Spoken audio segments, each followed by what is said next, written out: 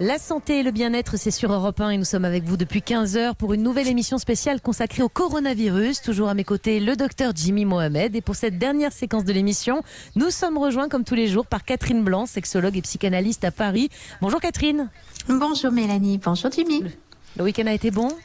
Écoutez, ce sont des jours, en fait il n'y a plus de week-end, il y a toute la semaine ressemble à la semaine ou toute la semaine ressemble au week-end selon les voilà, c'est ça. Mais vous allez nous aider à garder le cap. En tout cas, nos auditeurs, nos auditrices, là en l'occurrence, continuent à nous envoyer des questions pour vous. Là, vous allez répondre à la question de Béatrice, 47 ans, que je vais vous lire tout de suite. Je suis maman d'un ado de 14 ans. J'ai peur que le confinement pousse mon fils à s'aventurer sur des sites pornographiques. Qu'en pensez-vous et que dois-je faire pour que cela n'arrive pas ? Catherine, d'abord, ce que l'on peut dire, c'est que la période de confinement, c'est vrai, ça laisse plus de temps à un adolescent pour réfléchir et donc tout simplement à se poser déjà des questions sur sa sexualité qui peut même pas assouvir, entre guillemets. Absolument.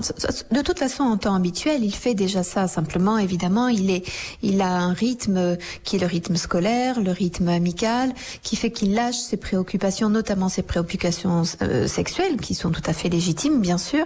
En temps habituel, il va éventuellement surfer ou poser des questions à droite et à gauche. Et là, c'est vrai que le confinement peut l'amener à être plus désœuvré, plus en interrogation, plus en excitation intellectuelle et physique, qui l'amène en surfant, à tomber éventuellement sur la pornographie et chercher un peu plus avant sur ce sujet. Ouais. Jimmy ? Mais est-ce que d'une façon générale, l'ennui, ça peut accentuer la consommation de pornographie ou même l'isolement ? On sait que certains, du coup, se retrouvent seuls à la maison. Est-ce que ça dépasse peut-être le cas de ces adolescents, mais est-ce qu'on peut plus consommer de la pornographie à ce moment-là ?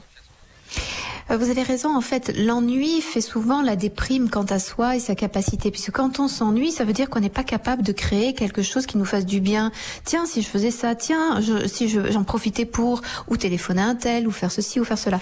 Et du coup, il y a une idée un peu d'absorber des informations tous azimuts, un peu comme de façon boulimique, sans prendre le temps de les mâcher, sans prendre le temps de les décider vraiment, de se les approprier. Et la pornographie, évidemment, c'est un renvoie et à ce qu'on ne peut pas faire ou à ce qui fait notre curiosité, mais à la fois on n'est pas acteur, on est simplement voyeur, donc ça renforce le côté dépressif de l'individu. Ça n'a jamais participé de l'éduquer ou de le faire grandir dans son cheminement sexuel personnel. Et ça c'est vrai, en effet, vous avez raison, pour les adultes comme pour les adolescents.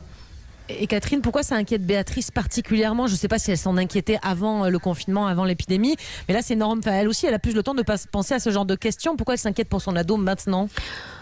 Il me semble que c'est certainement la question d'une maman en général qui a du mal évidemment à savoir ce qui se passe dans ce domaine-là et qui craint évidemment l'influence de la pornographie qui, reconnaissons-le, n'est pas une influence bénéfique pour la construction de l'individu, qui plus est du jeune individu, puisque ça lui donne une idée d'une sexualité, d'abord qui n'existe pas puisque c'est un montage, rappelons-le, et en plus c'est un montage sur une sexualité d'adulte, alors que lui, il lui faut déjà conquérir les premiers émois, les premiers gestes, les premières tentatives érotiques, et cette pornographie évidemment le bouscule et puis l'enferme, puisqu'il n'est pas dans une confrontation avec les jeunes gens de son environnement et les jeunes filles en l'occurrence le cas échéant. Donc du coup évidemment que c'est une question de maman qui s'interroge parce que peut-être elle a un enfant plutôt renfermé, plutôt dans la difficulté de communication avec ses copains et ses copines. Généralement, les mamans qui sont inquiètes sur ce sujet sont celles qui savent leurs enfants déjà en difficulté relationnelle en temps habituel, un peu renfermés, et craignent évidemment que dans ce temps qui est le moment de grands émois sexuels, des grandes interrogations, et que finalement ce ne soit pas la société de ses pairs qui peut être au rendez-vous de ses réponses, mais bien de ses pairs. Alors là, je décrirais plutôt avec comme le père, c'est-à-dire avec une sexualité d'adulte dans lequel il vient regarder et qui a tout lieu d'être délétère pour lui, parce que évidemment lui infligeant des images qui ne correspondent pas à sa maturité et à son développement. Jimmy Mohamed, pardon. C'est vrai que par exemple, alors pour pas le citer, mais le journaliste avec qui on travaille, Benjamin Lévesque, nous dit que il a un accès plus facile à la tablette, à son téléphone, qu'il est souvent dessus, et que du coup la tentation est plus importante d'aller sur les sites porno puisqu'on a un accès le lundi, c'est facilité, cadeau, non ?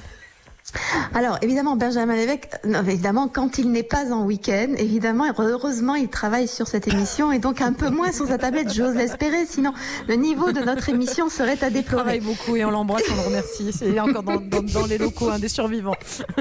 Voilà, donc c'est dire combien il est effectivement assez confiné, mais pas qu'avec sa tablette. Mais effectivement, c'est vrai qu'il y a des moments où on tourne un peu en rond, on est tout seul et on est dans la frustration de l'absence des autres et à ce moment-là, on veut se créer une sexualité comme pour que notre organisation habituelle n'ait pas changé, mais c'est à croire que la sexualité doit rentrer dans une habitude. La sexualité, c'est pas une habitude, c'est un accident merveilleux que l'on crée, c'est une opportunité et donc même Benjamin Lévesque, quand il ne travaille pas, eh bien il peut penser à d'autres choses, faire son ménage, réfléchir à cette émission, comment il va la faire évoluer, etc.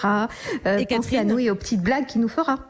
Et Catherine, justement, pour répondre quand même un peu plus concrètement à cette maman qui s'inquiète, qu'est-ce qu'elle doit faire du coup? Parce qu'effectivement, si elle en plus elle télétravaille, elle n'a pas forcément le temps de regarder tout ce qu'elle fait, tout ce que fait son fils sur sa tablette. Est-ce qu'elle doit mettre un contrôle parental, lui en parler, interdire l'accès? Comment elle peut réagir très concrètement et rapidement, Catherine? Je crois que de toute façon, on ne peut pas s'immiscer trop dans la sexualité de nos enfants. Par contre, on a à le faire réfléchir, les bornes à ne pas dépasser et peut-être se dire, je ne sais pas si tu as des questions, je sais que c'est un moment où on n'est pas très disponible, un moment où tu n'as pas tes potes pour pouvoir discuter avec eux, un moment où peut-être tu serais tenté d'eux. En tout cas, on est là et évidemment, selon l'âge, bien sûr, si nous avons affaire à un enfant qui a 12 ans, 13 ans, 15 ans ou 14 ans, eh bien peut-être qu'on peut se dire qu'il y a des limites à poser, d'heures, et peut-être même si on sent qu'il y a une obsession sur un sujet et qu'il ne peut pas se parler autrement, peut-être aussi mettre des limites en effet de Wi-Fi. Très bien Catherine, et juste c'est le moment aussi d'aborder l'éducation sexuelle, mais très rapidement, c'est parce que là elle a du temps la maman aussi, même si elle travaille, on a plus de temps avec son enfant. Alors, pas toujours sûr que les mamans aient plus de temps, pas toujours sûr que ce soit, je pense, notamment au cas de mamans qui sont toutes seules avec leurs enfants parce que les papas sont confinés à d'autres endroits. C'est assez compliqué, notamment quand ce sont des garçons, de pouvoir aborder ce sujet quand on est toute seule avec ces garçons et idem pour les papas avec leurs filles. Merci beaucoup Catherine pour tous ces conseils.